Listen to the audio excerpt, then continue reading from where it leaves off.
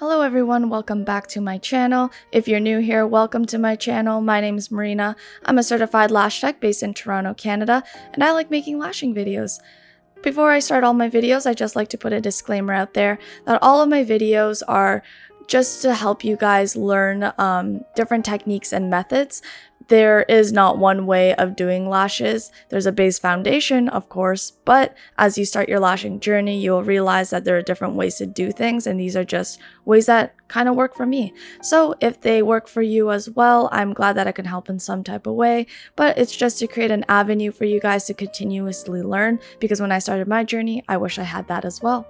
So getting into the set, we are starting with 9mm in the inner corners, starting with a D-curl. Then next, we are going to go to 10mm D-curl, just a little bit on the inner corners, but after the 9. Then 11mm D-curl is going to take up most of the center of the eye. Then we're going to go up 12D just a little bit before the 13, not too much. And then the 13mm D-curl at the arc of the eyebrow to create that nice cat eye, and 11mm D to allow a nice lift, and the 13mm was also DD. 0.05 fan, 0.15 classic, and D and double D curl is what I'm using in terms of lash extensions. And so, just to share with you guys some taping methods that I used for her. So I always do have different taping methods for different clients. It always depends on the eye shape and the eyelashes. For this client, she did have a lot of inner corner lashes that were very small and tiny. So in order for me to lash them in a way that was efficient for myself, I used a taping method to kind of pull the inner corners towards the center of the eye, and this way it will be easier for me to lash so that I can really get those like little hairs in the corner. And then the outer corners are just normal taping method where I lift up the outer corners to get an easier, I guess, isolation on the outer corners. And so some people have asked before why I use taping methods, and mainly I use taping methods to bring the eyelashes off the under eye pad. So sometimes when clients have lashes that aren't too curly, what happens is when you're applying the lash extensions, it can get stuck to the under eye pad, and it could also be quite difficult to lash in general. Also, if you're a person that likes to use the underneath technique, which is applying the eyelash extension from underneath the lash, this method of taping can be really helpful because you can really get that point of the base of the eyelash extension under that natural lash. So a nice rule of thumb that I like to follow is usually people who have Asian eyelashes, I always do the taping method. This is because, like myself, I have eyelashes that kind of face downwards, and this is very common for Asian people. They have very downward facing lashes, I guess. It's not as curly. And so because of this, you're definitely going to need to use a taping method to help assist that lift. And then this way it's a lot easier, honestly. I think the main reason why we would be doing this is just to make the lashing process faster. And yeah, so that's basically it for the taping methods. I mean, there's several different ways you can use taping methods. You can use tape to help kind of get the bottom layer lashes if you're doing mega volume. If you're doing a volume or mega volume and the lashes are kind of getting in the way because there's so much volume, you can use different taping methods to separate them, which I can definitely show in a different video, but for now I'm just focusing on the eyelid taping method. And then the under eye pad taping method is just kind of like a normal basic one. I can also do a video on that as well, but usually when you're doing a training course, that is one of like the base foundations that they teach you anyway, so I feel like I don't need to really reiterate that. In terms of mapping style, in my other videos you can see that I tried to use like an actual mapping style using like a pen and the under eye pad. However, for me, I don't know why, I just find it a lot easier to do it freehand, like kind of look at the eye and map it out using just my visual eyes, I guess. Like I just look at it and I go ahead and start lashing. For me, I find that even when I map it out, there are certain things during the process where I'm like, no, maybe I'll just go a little bit longer with the 9mm, or oh, maybe I'll just shorten the 12mm. And then I get kind of confused because the mapping is there. Whether when I'm like looking at it, I can just play around with however I want. So it's a lot more free and I can style it to how I like it. And, you know, I know sometimes people actually do like the mapping because it's a lot easier to just follow something that's written down. And 100%, I think that also if you're a beginner, that's a great way to start. This is just for me. I don't think that I will continue writing on there. And so for my tools, everything is linked in the description box below. So please feel free to check it out. Every tool that I have down there I have used, so even if I'm not using it inside of this video, I've used it in the past and I liked it, so I would never link any products that I didn't like or have currently. And yeah, so the tweezers that I'm using are not linked. They are from Lash God, so if you guys want to take a look, just go to lashgod.ca. And they have a lot of different tweezers that you can use. I can actually vouch that their tweezers are probably my favorite. The grip is really easy and it's very, what do you call it? Like the hold of the lashes is really tight. So you're not going to lose any lashes and you don't have to squeeze the tweezers too hard. So I find for myself, some of the tweezers I used in the past were really quite hard to grip. And then I started getting pain in my wrist. Well, with Lash God, I honestly don't find that.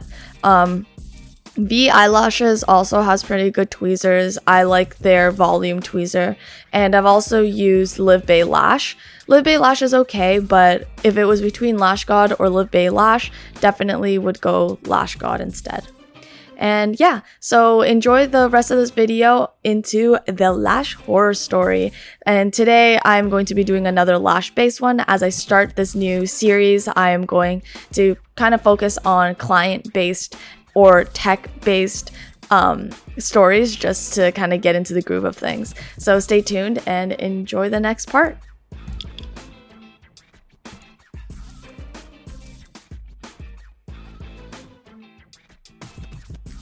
Alright, so we're gonna get into the story part, which is my favorite part because who doesn't like a good story? But obviously with lash extension horror stories, they could be quite scary.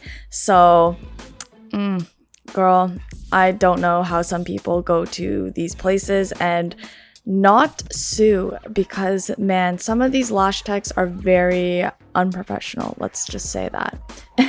So first lash story that I will be reading today, or actually sorry, not even the first, the only lash story that I'll be saying today is from the lashspa.com.au. so I think it's an Australian website. There's a disclaimer that says this is a lash extension horror story that happened to another salon, not at the Lash Spa.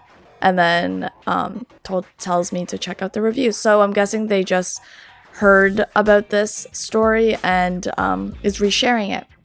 So I'm going to read it word for word again, and you guys can just follow along on this pretty scary story, and there will be pictures as well. All right.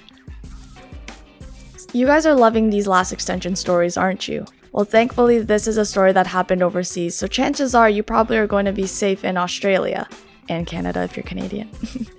I have done plenty of eyelash extension repair jobs in my time, which is how I have so many interesting horror stories to share. I now only work on my own clients because I just don't have time for repair jobs anymore. After you've heard this story, you'll understand why I refuse to infill sets done by other salons. The quality just can't be guaranteed, and often the work required takes up more time than one appointment space. So, back to the story. It was a regular Saturday morning at my salon on the Gold Coast, and a new client was coming in about 11 o'clock. When she arrived, I noticed that she was wearing her sunglasses inside. This was when I became suspicious that something was wrong with her lashes, and she was trying to hide them. She must have been around 20 or 21. Let's call her Rebecca for the sake of the story. Rebecca told me that she'd returned from a trip to Bali and that's where she got the extensions done. She said her lashes were feeling really itchy and uncomfortable. She shyly lowered her glasses to reveal her lashes. My god, it was honestly a struggle to keep my horrified reaction a secret.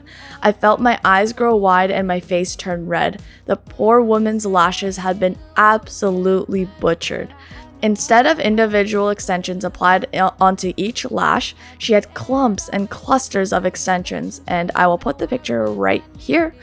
They had been slapped on with what must have been an entire container of glue. Holy, that's a lot. She says she knew something was wrong, which is why she booked her appointment with me, and they were so bad that I just couldn't turn her away.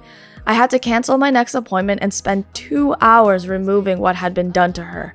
After all the glue and the extensions were finally removed, I noticed that her natural lashes were really tiny, almost like stumps.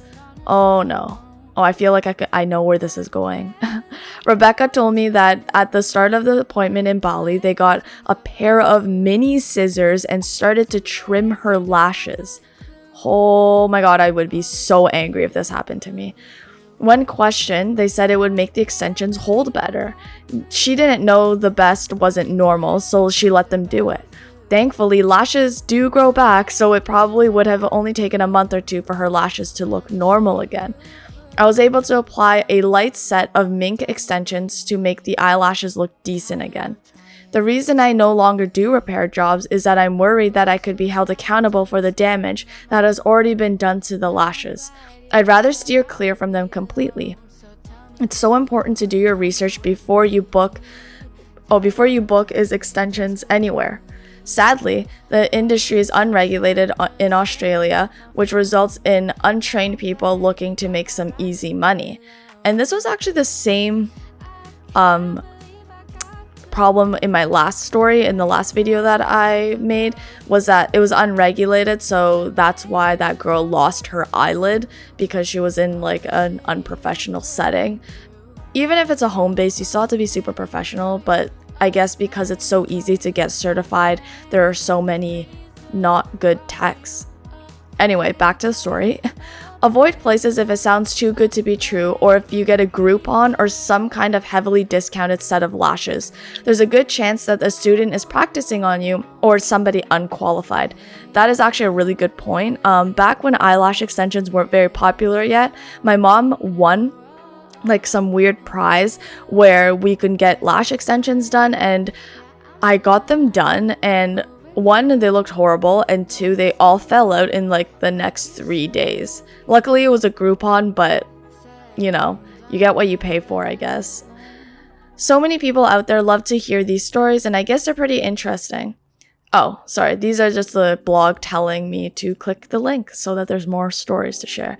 Well, I mean, I've heard stories like this plenty of times where girls' eyelashes are stuck together. I've actually removed a few eyelashes from previous artists that their clients have come to me and have said that their eyes are feeling like itchy or irritated, and usually that has to do with too much glue on the eyelash, the natural eyelash, and therefore it just completely damages their eyelashes. Like, this is the reason why I find lash extensions have such a bad reputation sometimes, because everybody thinks that this is what's gonna happen. If you go to a place that you know is professional, you should leave there and you can wear eyelashes like for years and still have normal eyelashes. I have a client who has worn lash extensions for 4 years straight, only took a break because of COVID.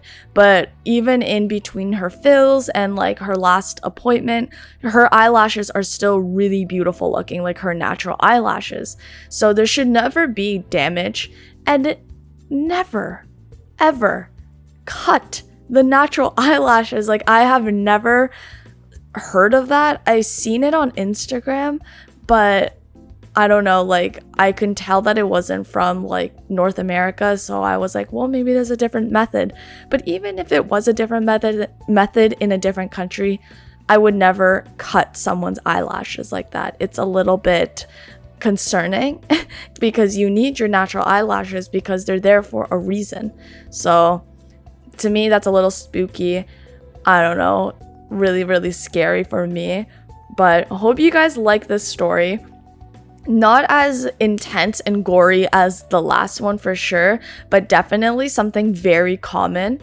I do infills for other lash techs, but what I do is I charge full price because usually I'll just remove all of them anyway, so I'll do a full set, but I don't do infills of other artists exactly for this reason that I just read to you guys.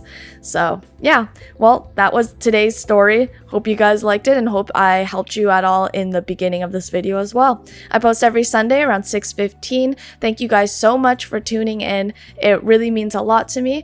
If you like the story or even I helped you in a way, please give this video a thumbs up.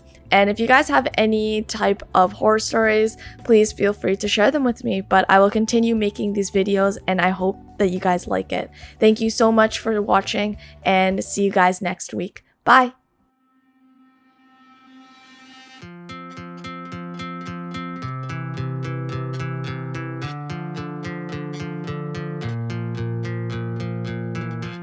I just wanna feel comfortable in my own skin. In my mind, false visions conquer the world I'm in. Obsessed with feeling beautiful, something my mind just won't fulfill. Mascara crawls down my face as I write this. Sitting here naked, wishing I could stop it. But why do I let myself get like this? I'm sorry I ever felt like this. I was built from scratch, now I'm crumpled up. I've tried my best just to let myself, but I can't help but feel like this. Like pinkies crossed, I broke my promise. This flood of tears cause we made way. Maybe I would think I look okay.